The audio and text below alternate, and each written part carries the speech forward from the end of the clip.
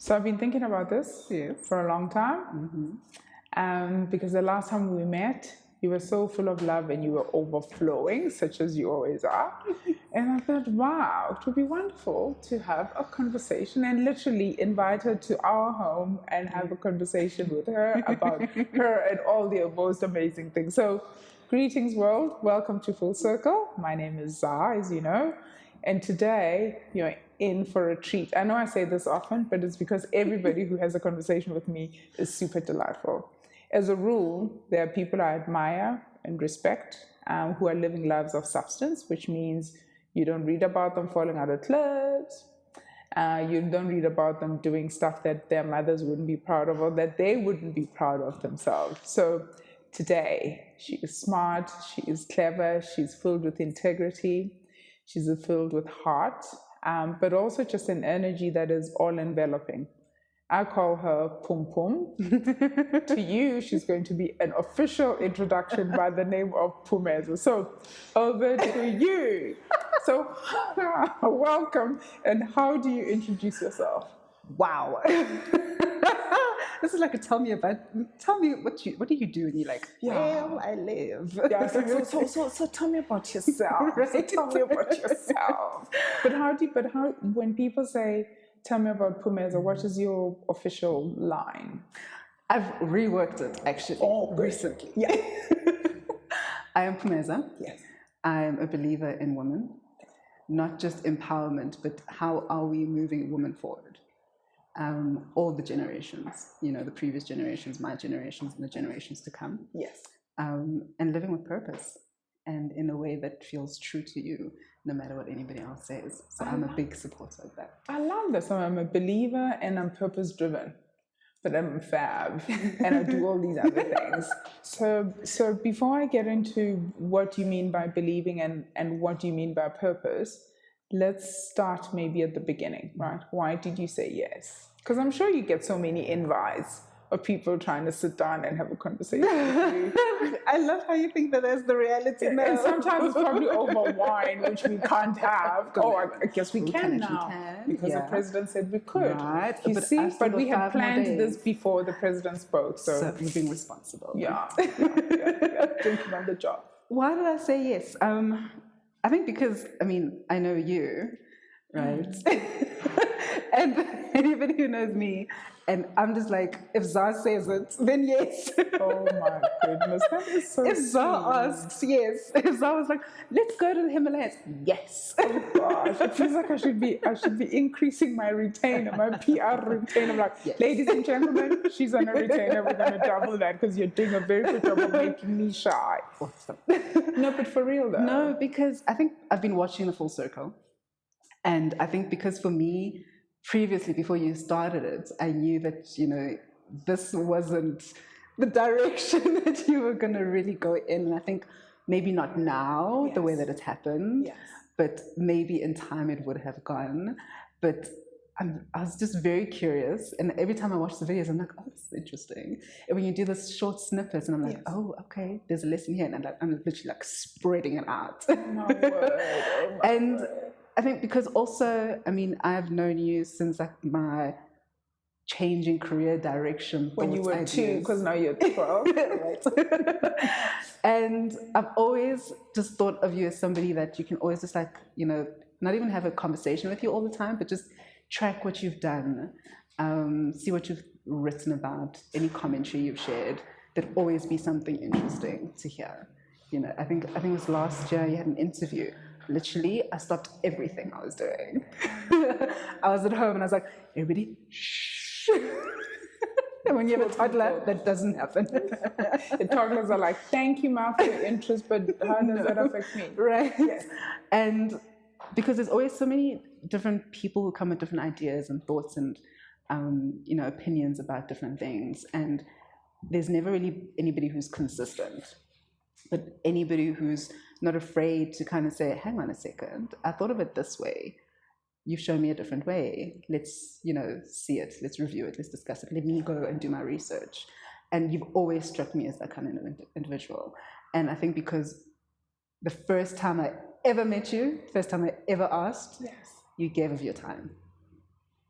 Thank you. So I was like, okay, she said yes. So I can say yes. I am so encouraged. I mean, I think because there's, and you probably have heard me say this before, that part of my, I now truly do believe that life mastery starts with self mastery, right? And over the last 10 years, I can honestly, hand on my heart, say I am doing the hardest work I have ever done on myself. The not just confronting the self, but befriending the self, right? Not just evaluating the self, but celebrating the self. Because the quiet conversations we have can be quite hurtful and harmful because they lack compassion. True. We say things to ourselves that we wouldn't tolerate another person saying to us.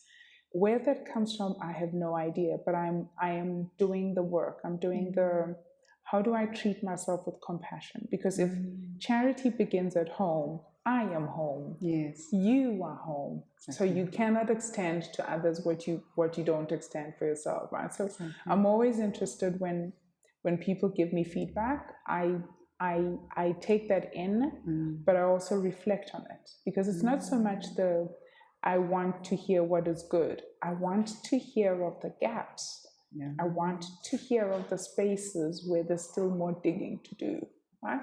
Because you have to keep digging. The minute you put your shovel aside, you start to rot. Because then there's nothing for you to learn. You might as well just walk in the traffic. Exactly. Just walk in the traffic, sit on an aloe, whatever's your version of getting out. So you then said you're a believer in women, which is fantastic, because you didn't say I'm a feminist. So talk to me about what Phumeza means by I'm a believer in women. A part of me is feminist, but I think it's not the burning bras kind of feminism. No, you have to burn bras. They were made by men. Jeez, it's the first thing I peel off when I walk into the house. I'm like, done. But I think for me, it's kind of evolved, because I've had to confront certain things for me when it came to my own feminism. It's like, where is this coming from? Is it coming from a place of where I personally feel like, hang on a second, why is this pressing on me so hard? And being able to work through that and understand that, and be able to say, okay, is this something that I've learned from somewhere where I saw it and I was like, that doesn't look right. So if it comes to me in a different form, then I'm ready to like fight. Yes. I can fight it, but in my fighting, how do I ensure that it doesn't happen again? Right? So for me, that's been my tug of war with feminism, in a sense. Okay. Then add in being married. Yes. That's another element of it, because there's you're a modern woman, but there's the traditionalism. There's okay, you can, go and seek your own path, but then society still wants you to be all dooked up and, appropriately behaving as, a bride. So for me, it's still a tug of war, but I think being able to navigate that space for myself, being able to say, okay, no, I'll still represent in a way that is still appropriate. However, do not think that you can take away my voice. Okay. If that doesn't sit well with me, we will need to address it. We will need to speak up. You will have to listen to me, whether you take it in and let it sit and sink in and you process it. Yes. That's on you. But I will have spoken up. Okay. I will have heard my own voice come out, right? Because for a long time, wouldn't. Yeah. I'd sit and be like, bite bottom lip. Right? Be that person, because I'd never seen what it was like for a woman to speak up. Not aggressively, not confrontationally. Yes.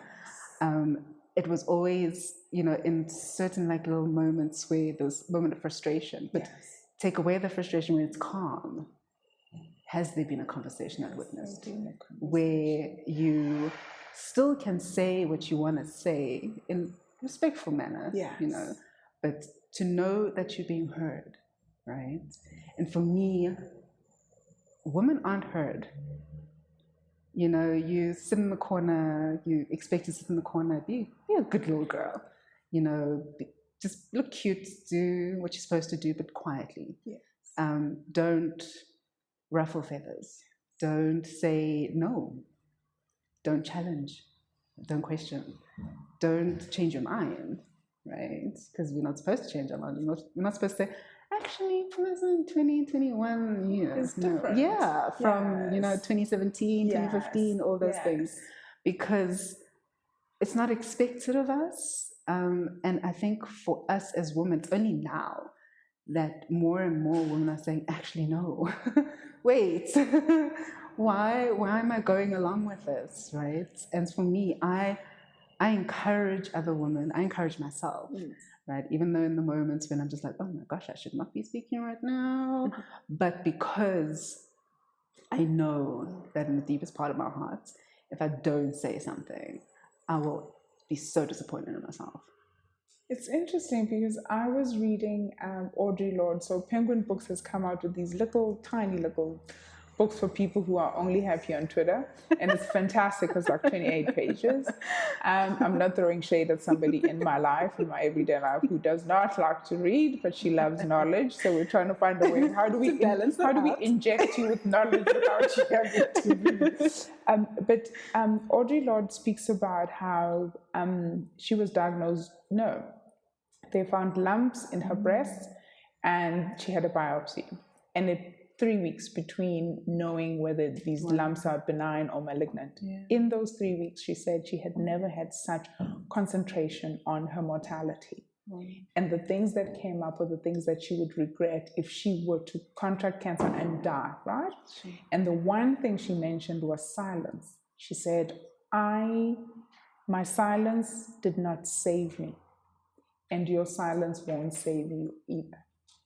But something that you've just touched on now, though, is that when we do have voice and use voice, right, we become visible. Yeah. In becoming visible, we become vulnerable. So then what is the balancing act? And it's hard because the minute you start using your voice, because you're like, I've got a cause, I've got my mission, let me do this, then the questions do come. Yes. So how do you do your thing? How do you find your voice? How do you find your space and vulnerability? And remember, there was a question I was asked beginning of last year where I was asked about cognitive dissonance in terms of the spaces that I'm in. And I struggled to answer that question, I think because also like in terms of my own personal life, there's different movements, there's certain shifts, right? And the more I've learned about figuring out, okay, so if this is happening in my life, what does that mean? And trying to learn and work through that. It's so important that in that moment of vulnerability, whether it's good or bad, put away your phone. I've had to learn that. To be like, don't tweet it, don't Facebook it, don't WhatsApp story it, don't nothing. So contain it instead of broadcast it. Yeah, so contain it, write about it, pray about it, sit in it, and figure it out and work through it. Because one of the things I've also had to learn is that where you are right now, in 5 months' time, there'll be a different shift. In 5 minutes. Right? The minute you press send. Done. You've had a path. You no longer feel that way. Yes. But because it's out there now, it's now like, oh, well, this is interesting. And people hold on to that. Yes. And for me, I've found that in terms of my vulnerability, I've got my little circle. Sometimes it consists of one person, two people. Yes. But I've also learned in that, especially in the last couple of months, if it's my notebook, it's okay. Yes. Right? It's my notebook and I'm journaling and I'm writing it down, even if it's the same sentence over and over and over and over and over, as long as it's out. So the conversations matter because they start with me, not because you're having it with another person. Yes, because for me, it's the, why is this conversation important to me? Why is this subject important to me? And then unpack that for myself, because in those conversations, there's always going to be a trigger.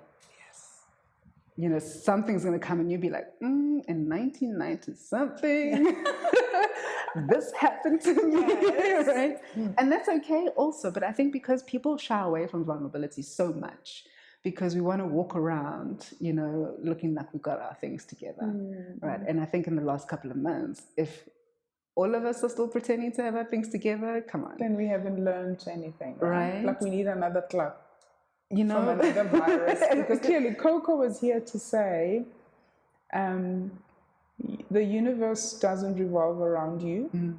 You are on loan, and it gives you permission to revolve around it. Exactly. One piece. The other piece is keeping it together is not the measure of success. That's the thing. Right? Going forward authentically is the measure of success. Exactly.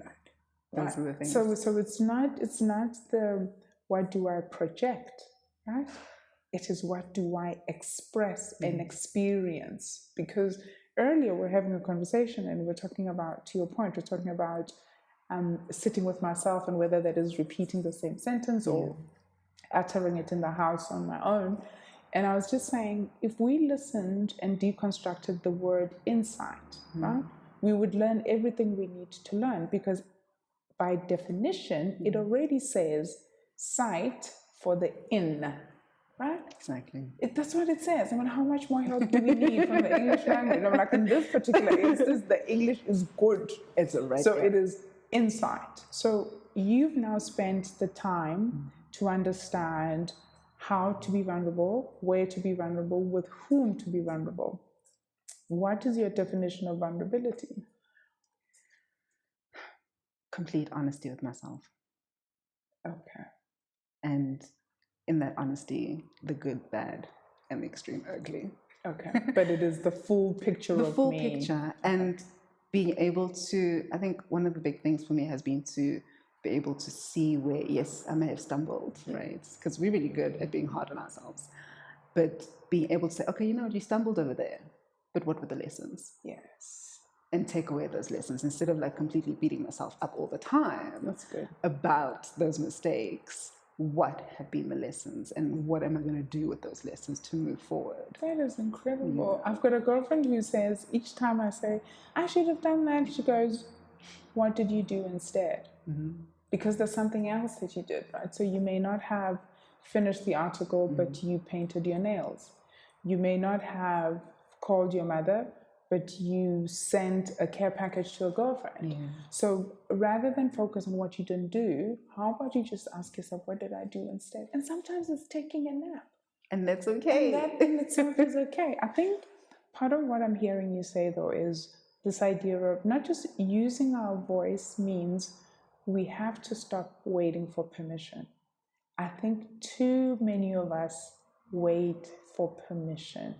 Excuse me, is it okay for me to speak now? Excuse me, which is what I say. Other people say, I'm sorry, which I don't understand. Like, what are you sorry for? You're alive, you're beautiful, you're magnificent. Speak, use your voice. So the one piece then was the piece around feminism. Do you remember your first experience of feminism in your family? Because as you think about that, I'll tell you what mine was. My mother is twice married and twice divorced. And every time I remember her voice, but I remember her outside voice. I don't remember my mother's inside voice. To your earlier point, that many of us were raised in families where the voice came out of pain or because you were objecting strongly to something you didn't like, but it didn't come in the happy times. And it wasn't like, let's groove tonight, kind of stuff. It wasn't earth, wind, and fire. You know what I mean? Like, it was just screeching and painful. But I do know that reflecting on her life now, I can see that she was my first feminist role model. Because here's a woman who, in the 80s, it wasn't a done thing to divorce and then raise 3 children on your own. Not only did she do it once, she did it twice. And in both instances, she was the one who was drawing a line saying, this is not how you're going to treat me. Right? So when I got married and my marriage ended, I had a clear path to what I am worthy of. And when you fall short of that, then you are no longer worthy of me. And when I left, I not once, Phumeza, did I have a question that said, could I have done something else? The end of my marriage had nothing to do with insecurity on my part. I was very clear from that day that it is ending because you have let yourself down. And as a consequence, dishonored our vows. But it is not, I should have been more, I should have been taller, thinner, fatter. with a weave, without a weave, with a ponder, without a ponder. None of that. Never, not once did I feel a sense of inadequacy. There was a sense of pain and a sense of failure, because at that time I had great success professionally, and you almost always feel that there was a void in there, right? So I love him, I'll marry him, I'll even take his name, feminist that I am, which for me was a demonstration of just how much affection I have for you, right? This is me saying, I am taking this seriously and I'm taking us seriously, right? I wasn't going to double barrel. It's either I take your name or we leave mine alone. So that was my experience of feminism. She may not have called it that. Now when I say to her, Ma, you know, you were like my first Mbogoto. She goes, really, baby? I'm like, but then when I was going through my divorce, she then turned around and said to me, where are you going to find another good man? I'm like, what's going on? What's confused you now? But the reason that is important is to show that there are contradictions even in our choices, right? So I have a mother who can leave 2 marriages. When I leave mine, she says, where are you going to find another good man? And now, 13 years later, however long later, we can sit and have that conversation. She says, it's because I really thought he was good for you. And I said, but it's because you weren't married to him, you know? Because people who are good to us are good for us. But you have to be good to me first. You can't just be good for me.